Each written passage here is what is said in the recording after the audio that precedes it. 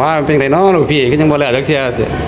แต่เที่ยงคนเด่นใจเด้อโรงงานเลยอย่างน้อยก็ได้ จะหาแน่นเลยยังเขาพิษหัวคอย เว เลย ลามันสั้นแต่มันก็มีความหมาย บ่ได้ถอนบ่บอกเท้าสิจำแต่สิ่ง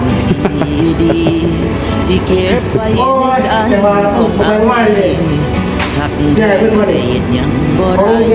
ย้อนอายมันแล้วเด้อแล้วโบ้ให้โทษน้องเข้าใจบ่น้องว่าเมื่อมันถึงเวลาก็บอกพี่น้องแฟนๆรายการมึงเนี่ยมือนี้ไม่มีสารเบอร์เราทางเดินจะได้ไปหาถอนก่อนแล้วถึงสิเช้ามันมีปัญหาเรื่องจากนี้เท้าเนี่ยนะสารต่อแทนไปดูไปสู่ชีวิตไปตัวต้นเนาะครับจะไหน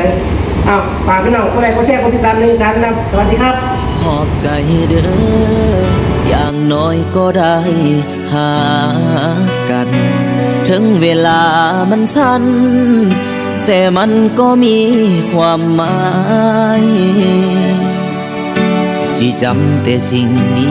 ดีๆสิเก็บไว้ในใจของอายหักแท้แต่เฮ็ดหยังบ่ได้ย้อนอายบ่มี